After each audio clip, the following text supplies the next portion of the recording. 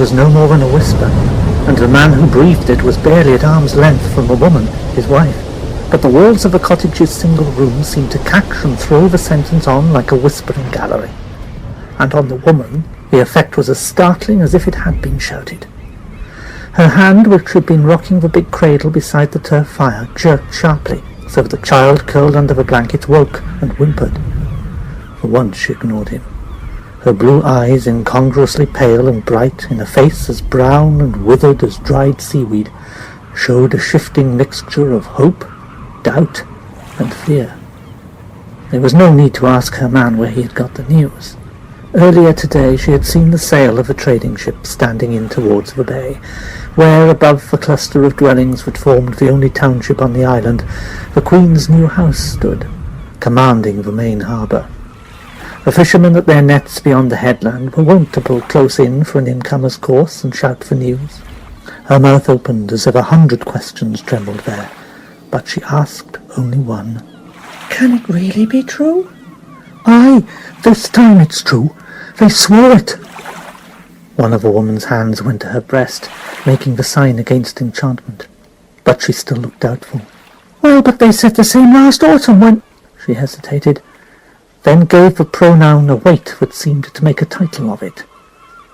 "When she was still down in Dunpeldier with the little prince, and expecting the twin babies. I mind it well. You'd gone down to the harbour when the trader put in from Lothian, and when you brought the pay home you told me that the captain said that there had been a feast made at the palace, even before news came in of Merlin's death. She must have seen it with her magic, he said. But in the end it wasn't true. It was only a vanishing like he'd done before many a time. Aye, that's true. He did vanish away all through the winter. No one knows where. And a bad winter it was too, the same as here. But his magic kept him alive, because they found him in the end in the wild forest as crazy as a hare, and they took him up to Galava to nurse him. And now they say he took sick and died there, before ever the High King got back from the wars. It's true enough this time, wife, and we've got it first, direct. The ship picked it up when they put in for water at Galventa, with Merlin lying dead in his bed not 40 miles off. There was a lot else. News about some more fighting down south of the forest, and another victory for the High King, but the wind was too strong to catch all, they said, and I couldn't get the boat in any nearer. I'll go up to the town now and get the rest."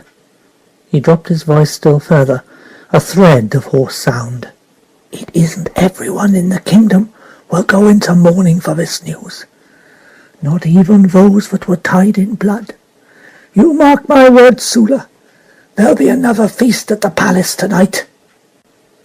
As he spoke, he gave half a glance over his shoulder towards the cottage door, as if afraid that someone might be listening there. He was a small, stocky man, with blue eyes and weather-beaten face of a sailor. He was a fisherman, who all his life had plied his trade from this lonely bay on the biggest island of the Orkney group, the one they called mainland. Though rough-seeming and slow-witted, he was an honest man and good at his trade. His name was Brood, and he was 37 years old. His wife, Sula, was 4 years younger, but so stiff with rheumatism and so bent by heavy toil that she already looked an old woman. It seemed impossible that the child in the cradle could have been born by her. And indeed, there was no resemblance. The child, a boy some 2 years old, was dark-eyed and dark-haired, with none of the Nordic colouring that appeared so often among the folk of the Orkney Islands.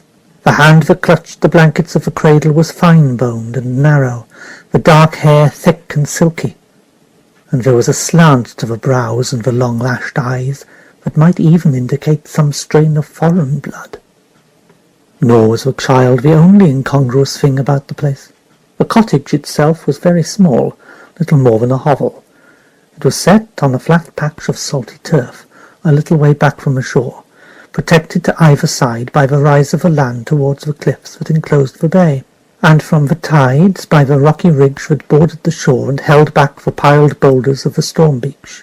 Inland lay the moors, from which a tiny stream came trickling, to splash in a miniature waterfall down past the cottage to the beach. Some way in from the tide line it had been dammed to form a makeshift reservoir. The cottage walls were built of stones gathered from the storm beach. These were flat slabs of sandstone, broken from the cliffs by wind and sea, and weathered naturally, making a simple kind of dry stone walling, easy to do, and reasonably close against the weather. No mortar was used, but the cracks were caulked with mud. Each storm that came washed some of that mud away, and then more had to be added, so that from a distance the cottage looked like nothing more than a crude box of smoothed mud, with a thatch of rough heather stems capping it.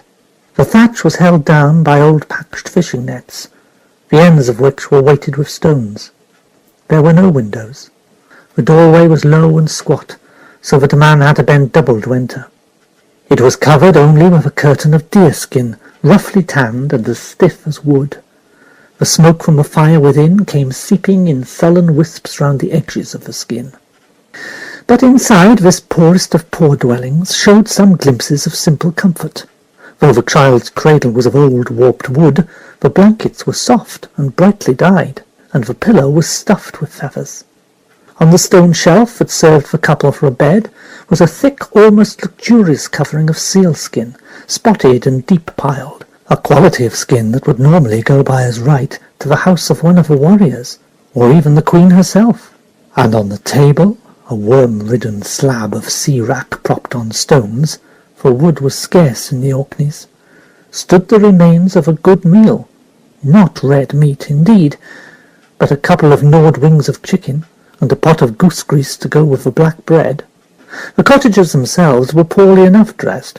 Brood had on a short, much-mended tunic, with over it the sleeveless coat of sheepskin which, in summer and winter, protected him from the weather at sea. His legs and feet were thickly wrapped in rags. Sula's gown was a shapeless affair of mass-dyed homespun, girdled with a length of rope such as she wove for her husband's nets. Her feet, too, were bound up in rags. But outside the cottage, beached above the tide mark of black weed and smashed shells, lay a good boat, as good as any in the islands, and the nets spread to dry over the boulders were far better than Brood could have made. They were of a foreign import, made of materials unobtainable in the Northern Islands, and would normally be beyond the means of such a household. Brood's own lines, hand-twisted from reeds and dried wrack, stretched from the cottage's thatch to heavy anchor stones on the turf. On the lines hung the split carcasses of drying fish and a couple of big seabirds, gannets, Sula's namesake. These, dried and stored and eked out with shellfish and seaweeds, would be winter food. It was a bright day of early summer. May in the islands can be as cruel as any other month, but this was a day of sunshine and mild breezes. The stones of the beach looked grey and turquoise and rosy red. The sea creamed against them peacefully, and the turf of the ridge behind was thick with sea pink and primrose and red campion. Every ledge of the cliffs that bounded the bay was crowded with seabirds claiming and disputing their nesting territory. And nearer, on shingle or turf, the pied oyster-catchers brooded their eggs, or flew screaming to and fro along the tide. The air was loud with their cries. Even had there been a listener outside the cottage doorway, he could have heard nothing for the noise of the sea and the birds. But inside the room the furtive hush persisted. The woman said nothing, but apprehension still showed in her face, and she put up a sleeve to dab at her eyes. Her husband spoke impatiently. "What is it, woman? You're never grieving for the old enchanter? Whatever Merlin was to King Arthur and to the mainland folks with his magic, he's been naught to us here. He was old besides, and even though men said he'd never die, it seems he was mortal after all. What's there to weep for in that? I'm not weeping for him, why should I? But I'm afeard, Brook, I'm afeard. For what? Not for us, for him." She gave a half-glance towards the cradle, where the boy, awake but still drowsy from his afternoon's sleep, lay quietly curled, small, under the blankets. "For him? Why, surely all's well for us now, and him too. With Merlin gone, that was enemy to our King Lot, and by all accounts to this boy of his as well. Who's going to harm him now, or us for keeping him? Maybe we can stop watching him now in case other folks see him and start asking questions. Maybe he can run out now and play like other children, not hang on your skirts all day and be babied like you've had him. You'll not keep him in much longer anyway. He's long since grown beyond that cradle." I know. That's what I'm afraid of, don't you see? Losing him. When the time comes for her to take him back from us." "Why should it? If she didn't take him away when the news came of King Lot's death, why should she do it now? Look, wife, when the king, her husband, went, you'd have thought that was when she'd have seen to it that this bastard went too, quietly like. That was what I feared myself. When all's said, it's the little Prince Gawain that's king of the Orkneys now, by right. But with this boy, bastard or not, nearly a year older, there's some as might say too much." Sula spoke sharply, and with such patent fear that Brood, startled, took a stride to the doorway, jerked the curtain aside, and peered out. "What ails you? There's no one there. And if there were, they'd hear nothing. The wind's getting up, and the tide is whirling. Listen." She shook her head. She was staring at the child. Her tears had dried. When she spoke, it was barely above a whisper. "Not outside. There's no folk could get near enough without we heard the seapies screaming. It's here in the house we need to watch. Look at him. He's not a baby now. He listens, and sometimes you'd swear he understood every word." The man trod to the cradle's side and looked down. His face softened. "Well, if he doesn't, he soon will. The gods know he's forward enough.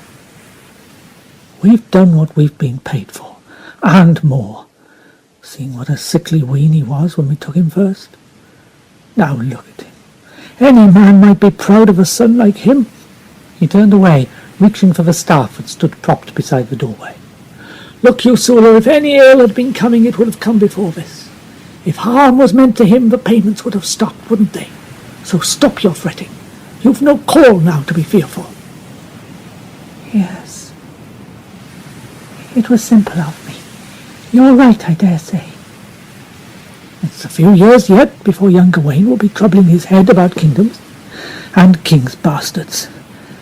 By that time this one might well be forgotten.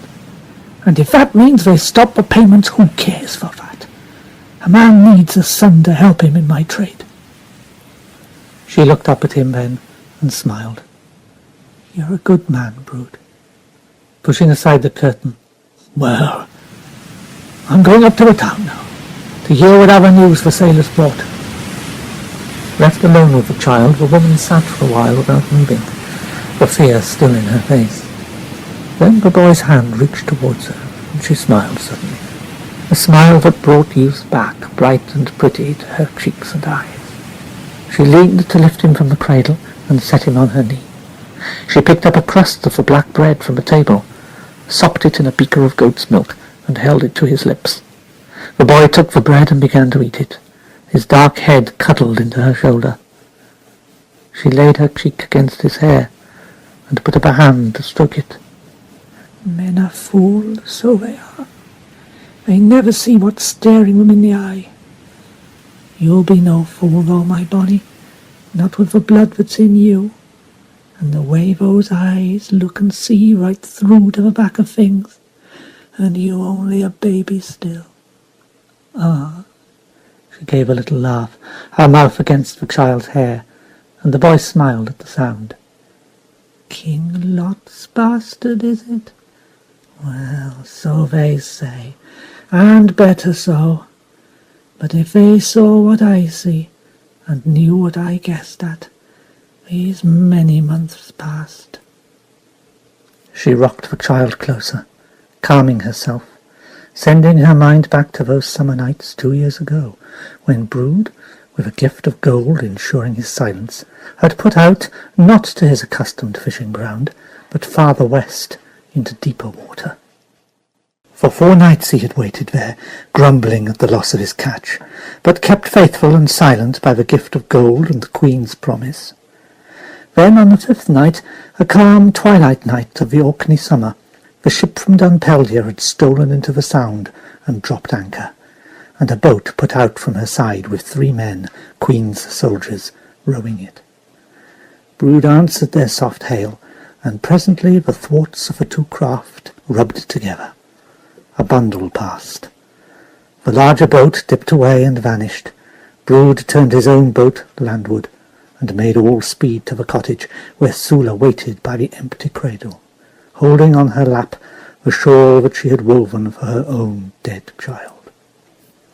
A bastard, that was all they'd been told. A royal bastard, and as such a danger somewhere to someone, but some day, perhaps, to be useful. So, keep silent and nurture him, and your reward may one day be great. The reward had long since ceased to matter to Sula. She lived with the only reward she needed, the child himself. But she lived too with a constant fear that some day, when it became expedient to one or other remote and royal personage, her boy would be taken from her. She had long ago formed her own guesses as to the identity of these personages, though she knew better than to speak of them, even to her husband. Not King Lot, of that she was certain. She had seen his other children by the Queen. They had Morgause's red gold hair, and their father's high colour and sturdy build. No such signs identified her foster child. The dark hair and eyes might indeed have been Lot's, but their setting, with the line of brow and cheekbone, was quite different. And something in the mouth, the hands, the slender build and warm, clear skin, some elusive way of moving and looking, marked him to Sula's constantly watching eyes as the Queen's child, but not the King's. And this once granted, other things became clear. The Queen's men who had hurried the child out of Dunpellier before King Lot arrived home there from the wars. The subsequent massacre of all the town's infants in an attempt to catch and destroy that one child. A massacre attributed by Lot and his queen to King Arthur and his adviser Merlin, but instigated, in fact, it was whispered, by King Lot himself. And the regular payments in cash and kind that came secretly from the palace, where during the child's lifetime King Lot had rarely set foot. From the Queen, then. And even now that King Lot was dead, she paid still. And still the child was safe. This to Sula was all the proof that was needed. Queen Morgause, a lady not renowned for gentleness, would hardly so have nurtured her husband's bastard. A bastard, moreover, older than the eldest legitimate prince, and as such arguably with a prior claim to the kingdom. Queen's bastard, then. By whom? To Sula's mind there was no doubt there either.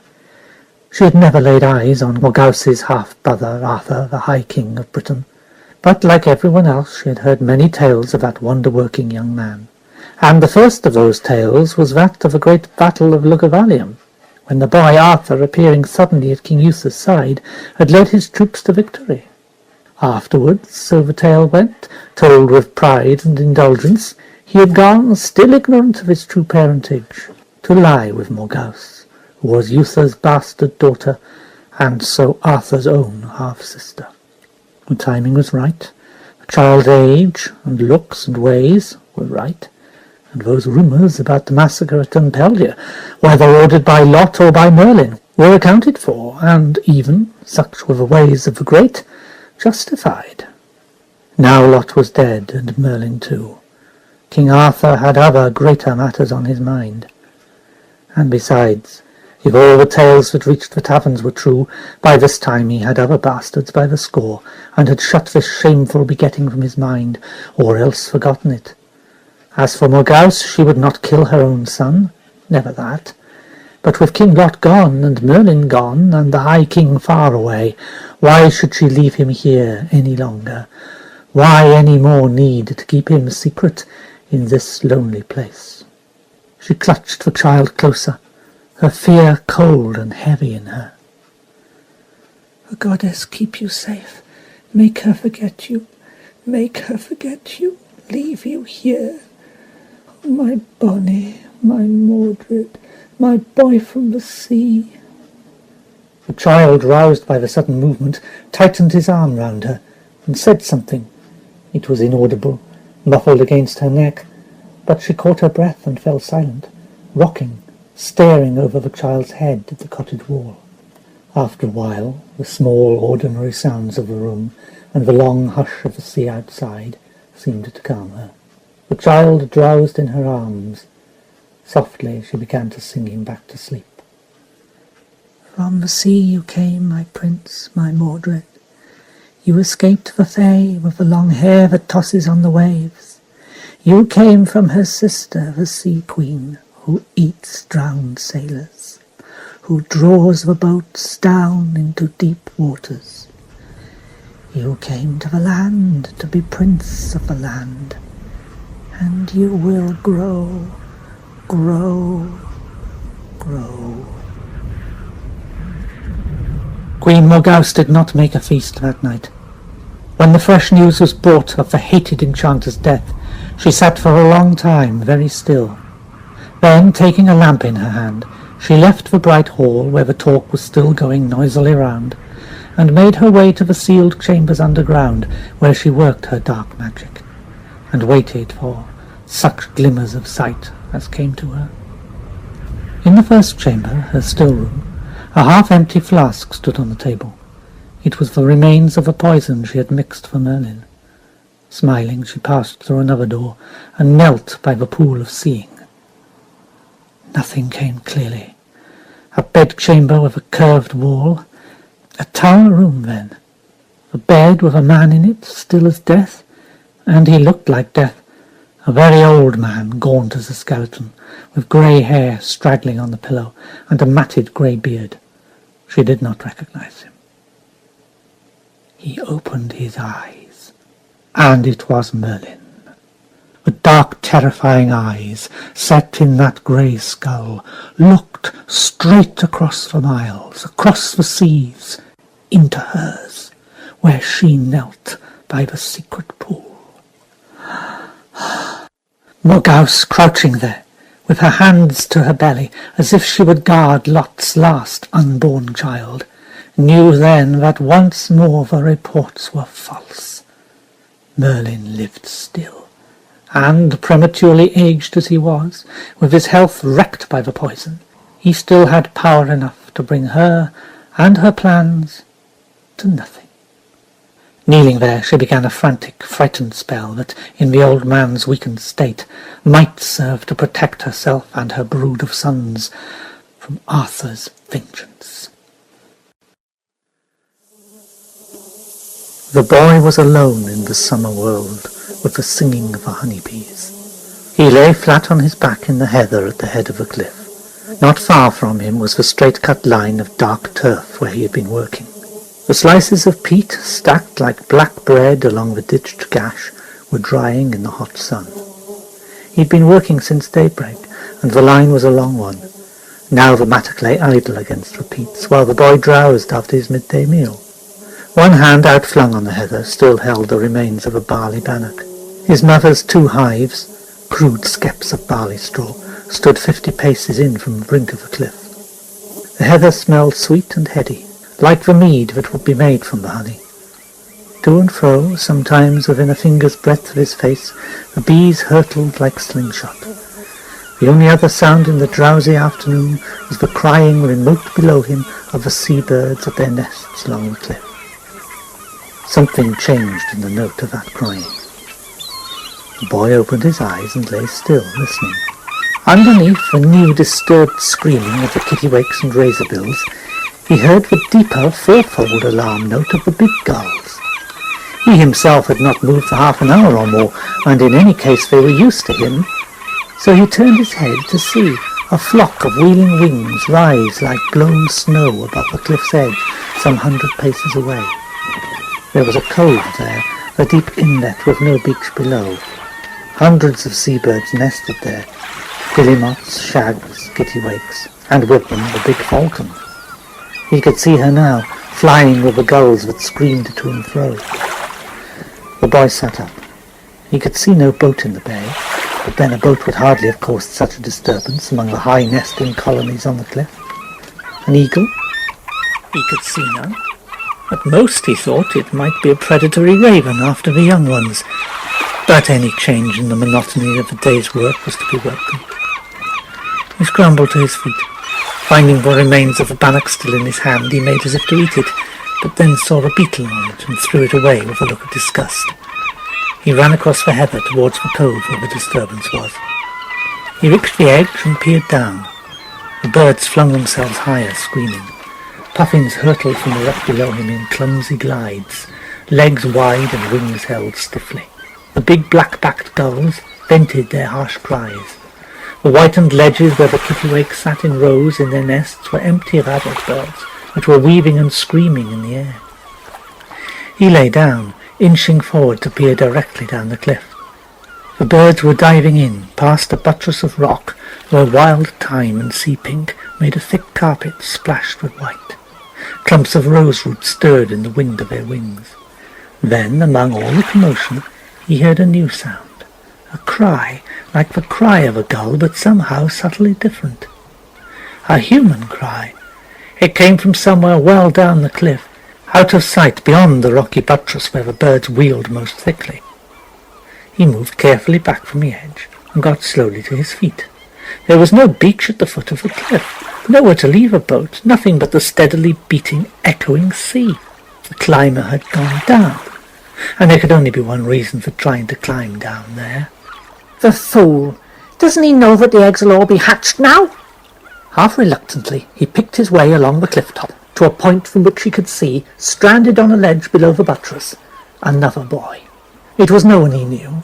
Out in his lonely corner of the island there were few families, and with the sons of other fishermen, Broodson had never felt in tune. And oddly enough, his parents had never encouraged him to mix with them, even as a child. Now, at 10 years old, well grown and full of a wiry strength, he had helped his father with the man's jobs for several years. It was a long time since, on his rare days off, he had troubled with children's ploys.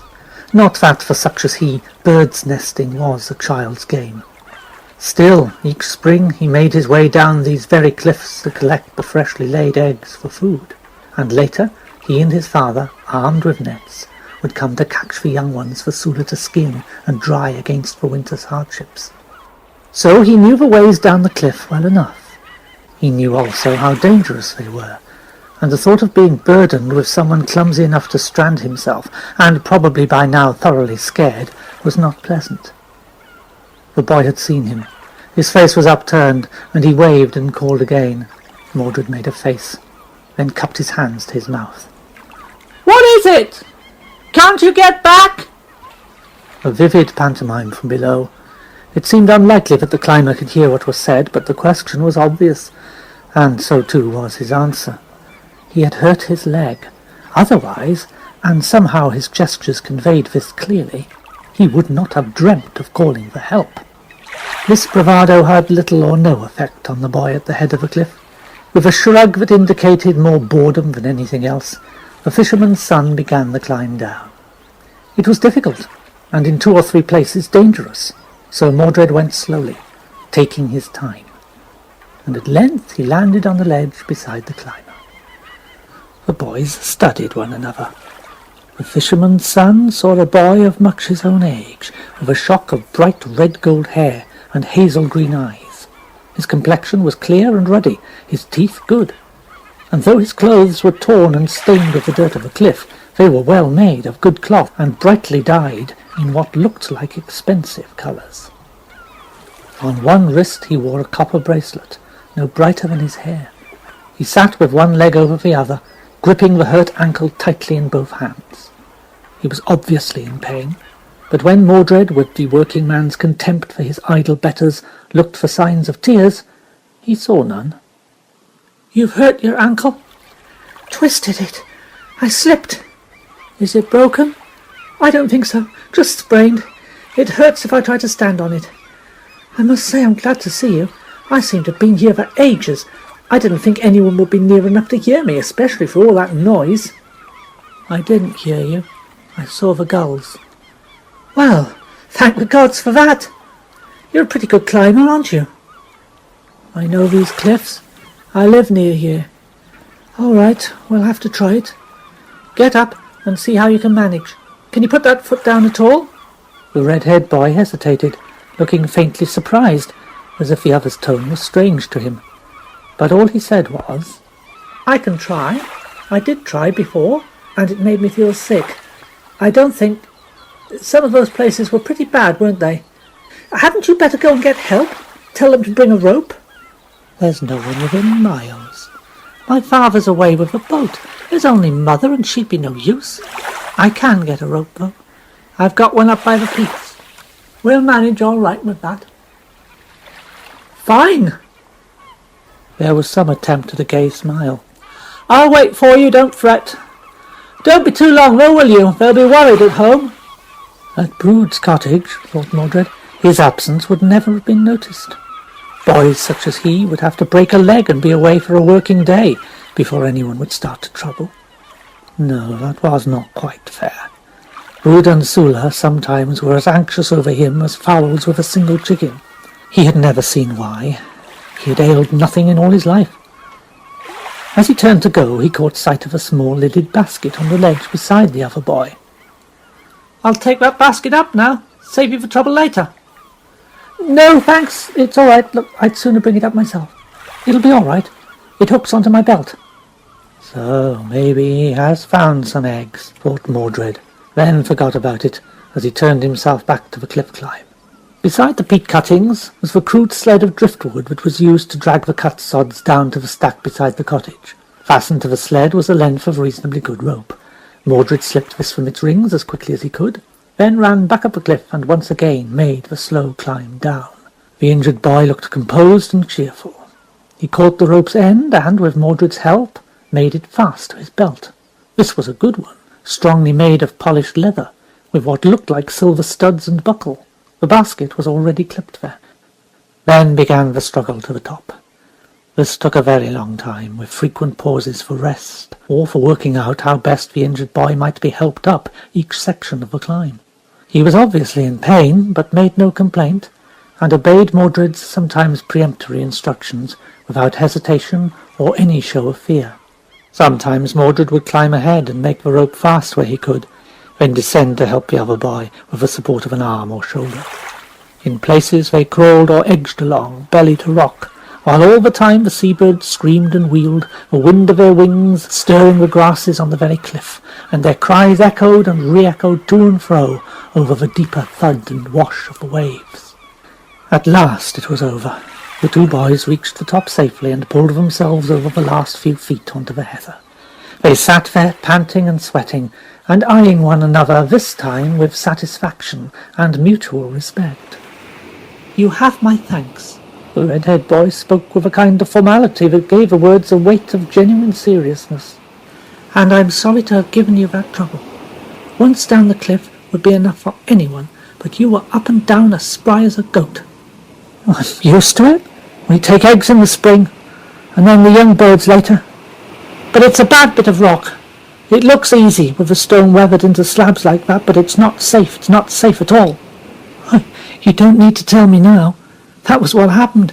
It looked like a safe step, but it broke. I was lucky to get off with just a sprained ankle. And lucky that you were there, too. I hadn't seen anyone all day.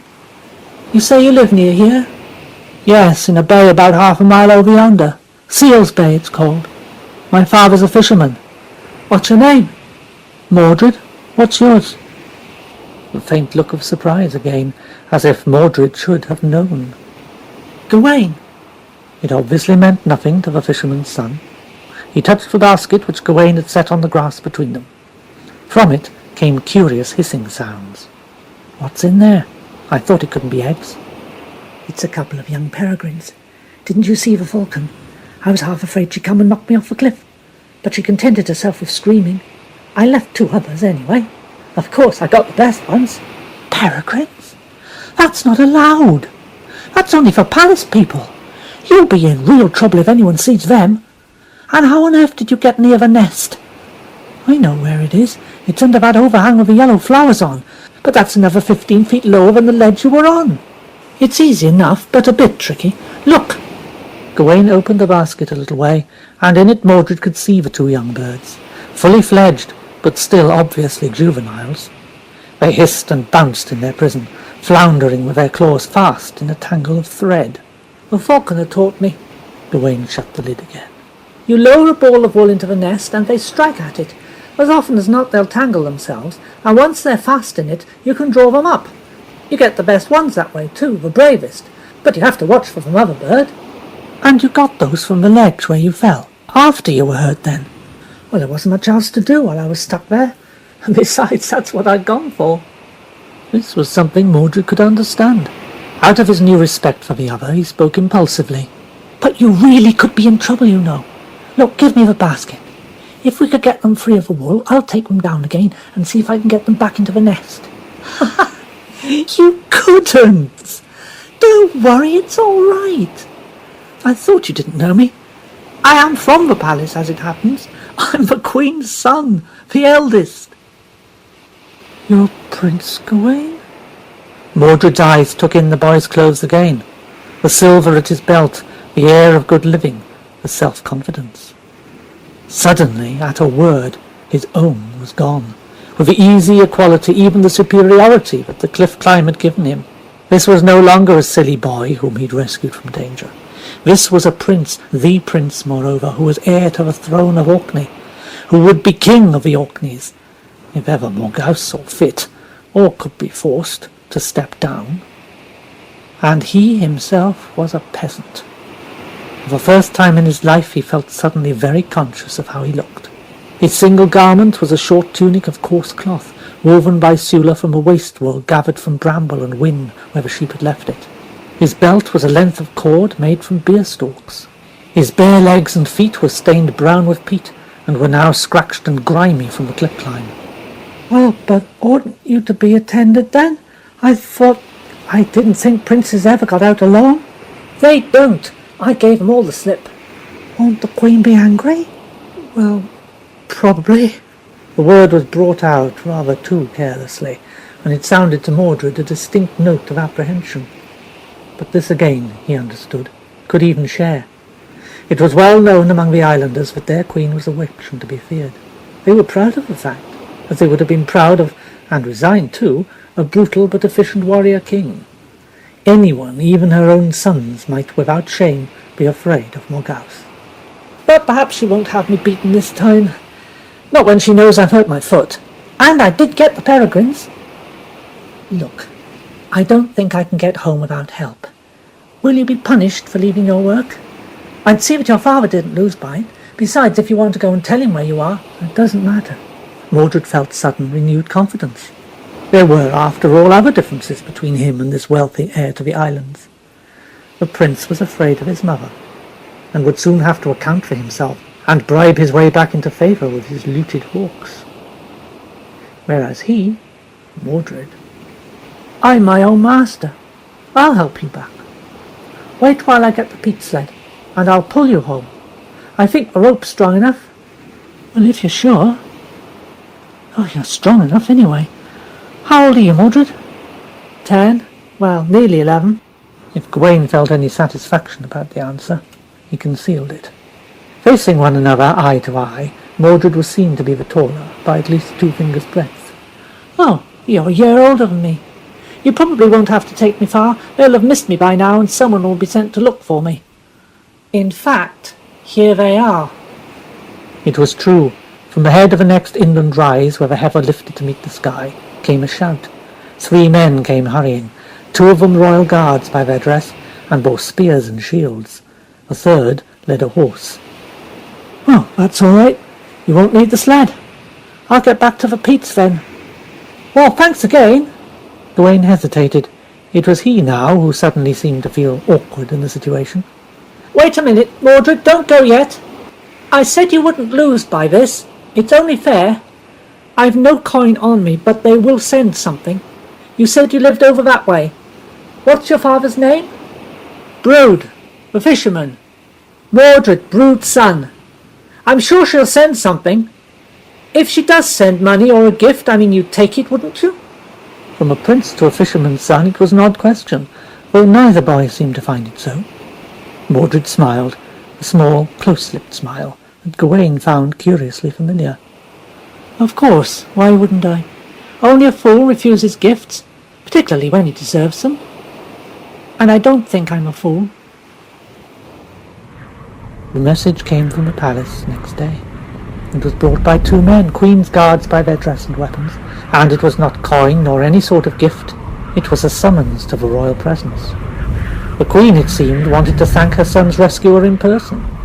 Mordred, straightening from the peat digging, stared at them, trying to control, or at least conceal, the sudden spurt of excitement within him. Now? Go with you now, you mean? Those are the orders. That's what she said. Bring you back with us now.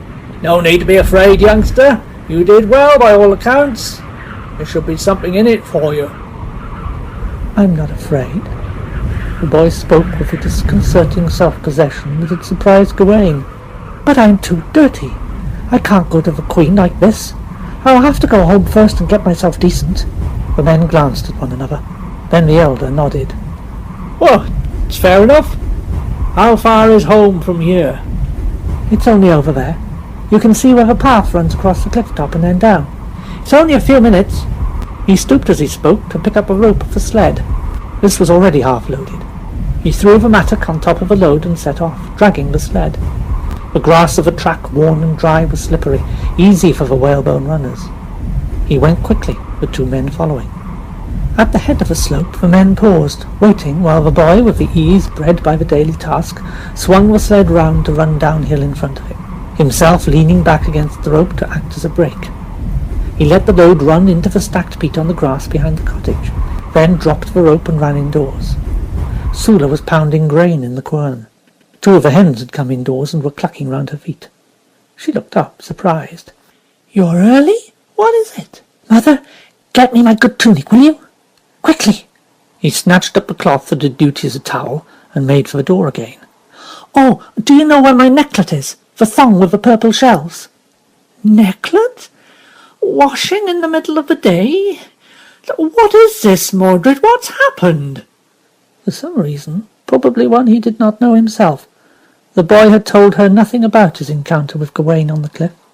Secretive by nature, it's possible that his parents' intense interest in everything he did set him instinctively to guard parts of his life from him.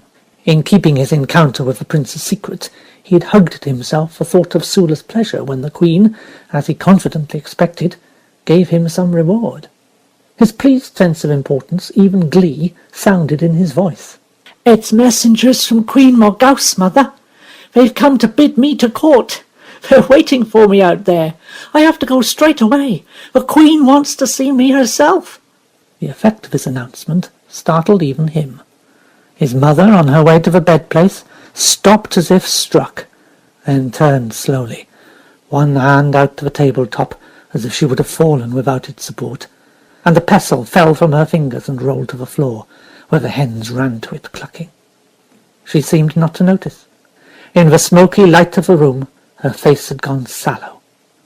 Queen Morgause sent for you. Already. Already? What do you mean, Mother? Did someone tell you what happened yesterday? No, I meant nothing. What did happen yesterday? It was nothing much. I was out at the peats. I heard a cry from a cliff over yonder, and it was that young prince, Gawain, you know, the oldest of the Queen's sons. He was half down the cliff after young falcons. He'd hurt his leg. I had to take the rope down from the sled and help him climb back. Oh, that's all. I didn't know who he was till afterwards. He told me his mother would reward me. I didn't think it would happen like this. Not so quickly anyway. I didn't tell you yesterday because I wanted it to be a surprise. I thought you'd be pleased. Pleased? Oh, of course I'm pleased.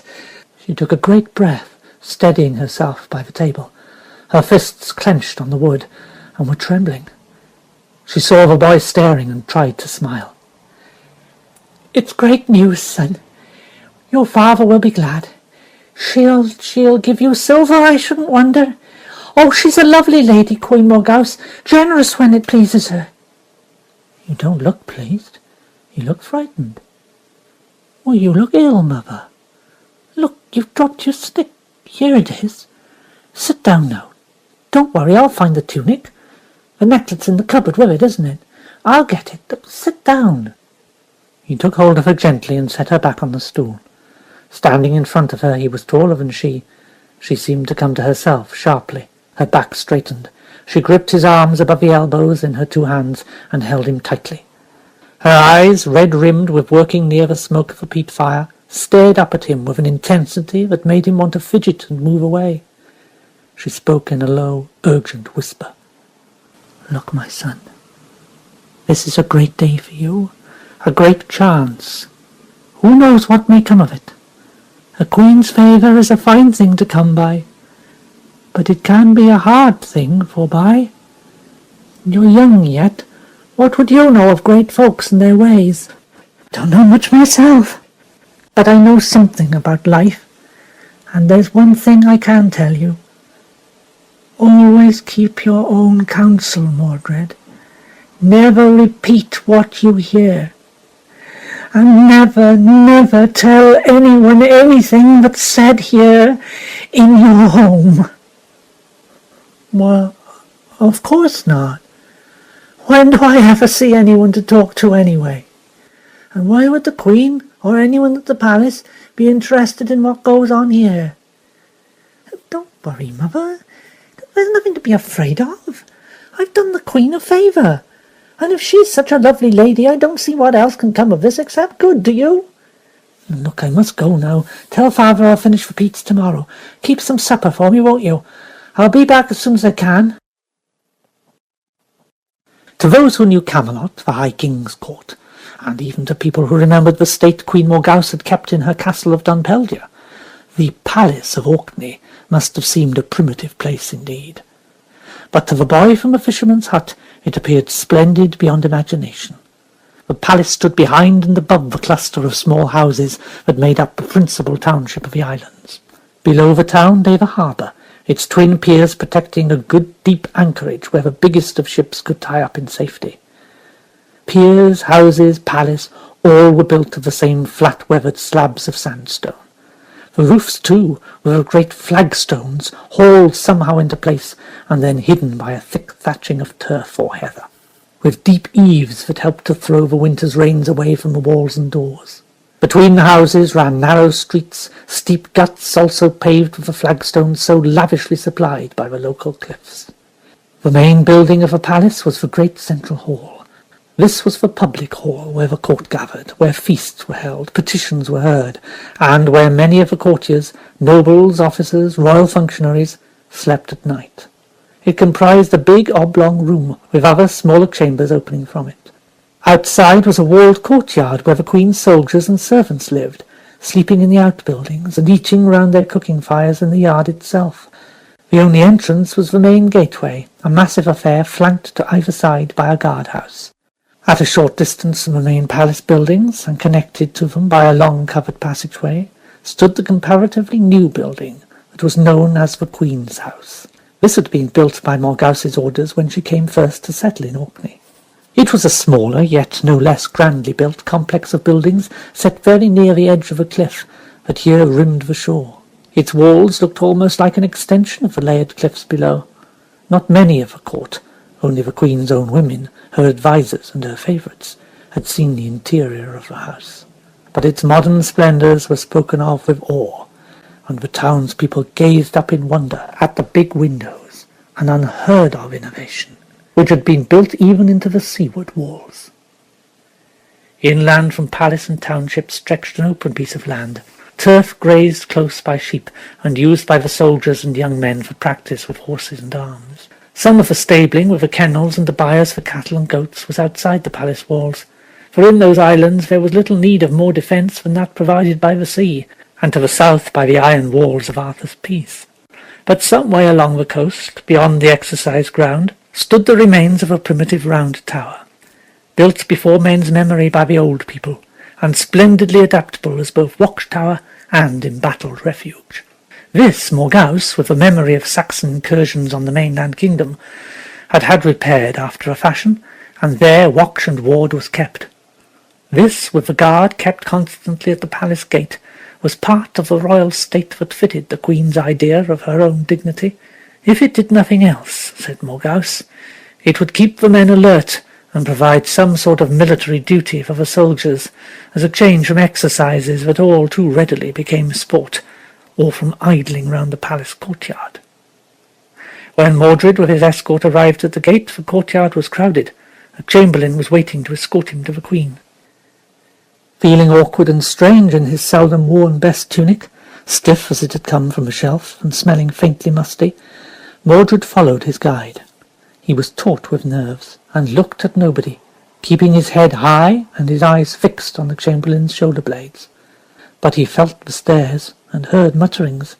He took them to be natural curiosity, probably mingled with contempt. He cannot have known that the figure he cut was curiously courtier-like, his stiffness very like the dignified formality of the great hall. "A fisherman's brat," the whispers went. "Oh, aye, we've heard that one before. Just look at him. Who's his mother? Sula? Ah, I remember her. Pretty. She used to work at the palace here, in King Lot's time that was. How long ago was that now? How long since he visited the islands? 12 years? 11? Oh, how time goes by, to be sure. And the boy must be just about the right age, wouldn't you say?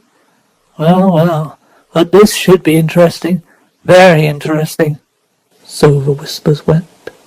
They would have pleased Morgause had she heard them, and Mordred, whom they would have enraged, did not hear them.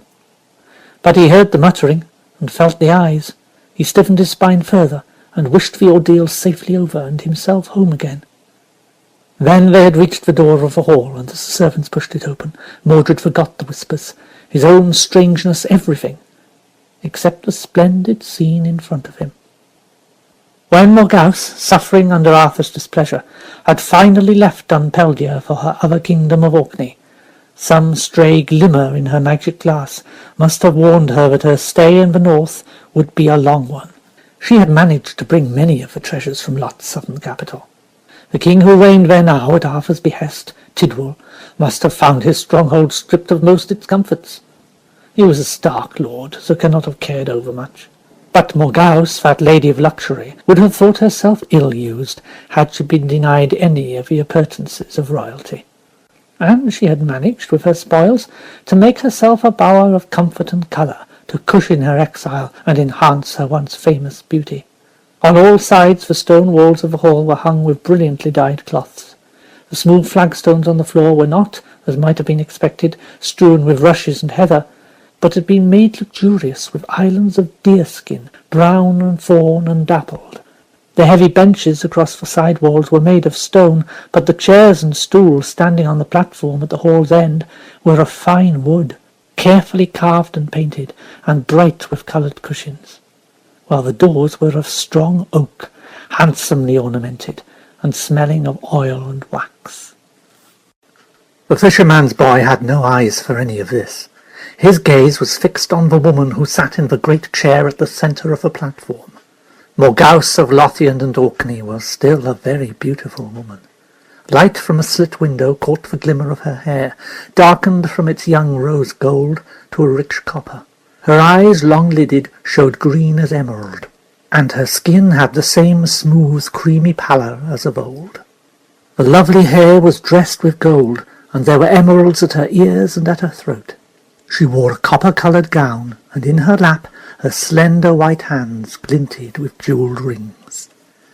Behind her 5 women, the Queen's ladies, looked, for all their elegant clothing, plain and elderly. Those who knew Morgause had no doubt that this was an appearance as carefully contrived as her own. Some score of people stood below the dais about the hall. To the boy Mordred it seemed crowded, and fuller of eyes even than the outer courtyard. He looked for Gawain or for the other princes, but could not see them. When he entered, pausing rather nervously just inside the doorway, the Queen was sitting half turned away, talking with one of her counsellors, a smallish, stout greybeard, who bent humbly to listen as she spoke. Then she saw Mordred. She straightened in her tall chair, and her long lids came down to conceal the sudden flash of interest in her eyes. Someone prodded the boy from behind. "Go on, go up and kneel." Mordred obeyed. He approached the Queen, but when he would have knelt, A movement of one of her hands bade him stand still. He waited very straight, and apparently self-contained, but making no attempt to conceal the wonder and admiration he felt at this his first sight of royalty enthroned. He simply stood and stared.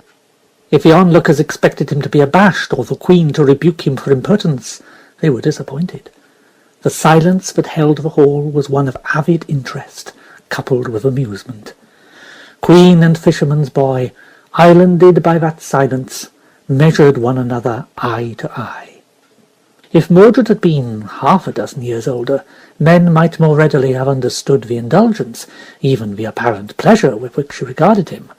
Morgause had made no secret of her predilection for handsome youths, a fancy which had been allowed a relatively free rein since the death of her husband, and indeed Mordred was personable enough, with his slender, straight body, fine bones, and the look of eager yet contained intelligence in the eyes under their wing-tipped brows. She studied him, stiff but far from awkward in his best tunic, the only one he had, apart from the rags of every day. She remembered the stuff she had sent for it, years ago, a length of homespun, patchily dyed, that not even the palace slaves would have worn. Anything better missed from the coffers might have caused curiosity. Round his neck hung a string of shells, unevenly threaded, with some sort of wooden charm, obviously carved by the boy himself from a piece of sea-wrack. His feet, though dusty from a moorland road, were finely shaped. Morgause saw all this with satisfaction, but she saw more besides. The dark eyes, an inheritance from the Spanish blood of the Ambrosii, they were Arthur's. The fine bones, the folded subtle mouth, came from Morgause herself. Your name is Mordred, they tell me. Yes, madam. Mordred. Her accent, even after her years in the north, was still that of the southern mainland kingdoms, but she spoke clearly and slowly in her pretty voice, and he understood her very well. She gave his name the island pronunciation, Medrut, the sea boy. So, you are a fisherman like your father? Yes, madam. Is that why they gave you your name? He hesitated. He could not see where this was leading. I suppose so, madam. You suppose so? She spoke lightly, her attention apparently on smoothing a fold of her gown. Only her chief counsellor, and Gabran, her current lover, knowing her well, guessed that the next question mattered. You never asked them? No, madam. But I can do other things besides fish. I dig the peats, and I can turf a roof, and build a wall, and I can mend the boat, and milk the goat, even. A faint ripple of amusement went round the hall. The Queen herself was smiling. And climb cliffs as if you were a goat yourself, for which we should all be grateful. That was nothing. There was no need to be afraid. The Queen was a lovely lady, as Sula had told him, not at all as he had imagined a witch to be, and surprisingly easy to talk to. He smiled up at her. Is Gawain's ankle badly sprained? A new rustle went round the hall. Gawain, indeed. And a fisher boy did not hold conversations with the Queen, standing as straight as one of the young princes and looking her in the eye. But Morgause apparently noticed nothing unusual. She ignored the murmurs. She had not ceased to watch the boy closely. Not very.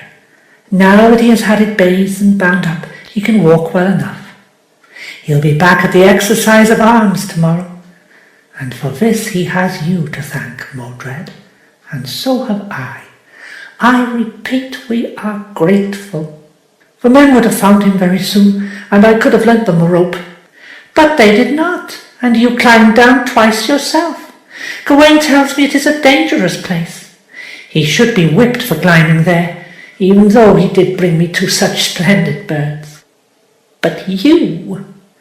The pretty teeth nibbled at the red underlip as she considered him. You must have some proof of my gratitude. What would you like? Really taken aback now, he stared and swallowed, and began to stammer something about his parents, their poverty, the coming winter, and the nets that had been packed twice too often. But she interrupted him. No, no. That is for your parents, not for you. I've already found gifts for them. Show him, Gabron. A young, blond, handsome man who stood near her stooped and lifted a box from behind her chair. He opened it. In it Mordred glimpsed coloured wools, woven cloth, a net purse glinting with silver, a stoppered wine flask. He went scarlet, then pale. Suddenly the scene had become somehow unreal, like a dream. The chance encounter at the cliff, Gawain's talk of reward, the summons to the Queen's house. All this had been exciting, with its promise of some change in the monotonous drudgery of his life. He had come here expecting at most a silver coin, a word from the Queen, some delicacy perhaps that could be begged from the palace kitchens before he ran home. But this, Morgause's beauty and kindness, the unaccustomed splendours of the hall, the magnificence of the gifts for his parents, and the promise, apparently, of more for himself. Dimly, through the heart-beating confusion, he felt that it was all too much. There was something more here, something in the looks the courtiers were exchanging, in the speculative amusement in Gabron's eyes. Something he did not understand, but that made him uneasy. Gabron shut the lid of the box with a snap, but when Mordred reached to lift it, Morgause stopped him. No, Mordred, not now. We shall see that they have it before day's dusk. But you and I still have something to talk about, have we not? What is fitting for the young man to whom the future king of these islands owes a dear debt? Come with me now. We will talk of this in private. She stood up. Gabron moved quickly to her side, his arm ready for her hand. But ignoring him, she stepped down from the dais and reached a hand towards the boy. He took it awkwardly, but somehow she made a graceful gesture of it, her jewelled fingers touching his wrist as if he were a courtier handing her from the hall. When she stood beside him, she was very little taller than he. She smelled of honeysuckle and the rich days of summer. Mordred's head swam. Come. The courtiers stood back, bowing to make way for them. Her slave drew back a curtain to show a door in the side wall. Guards stood there to either side, their spears held stiffly. Mordred was no longer conscious of the stairs and the whispering. His heart was thudding.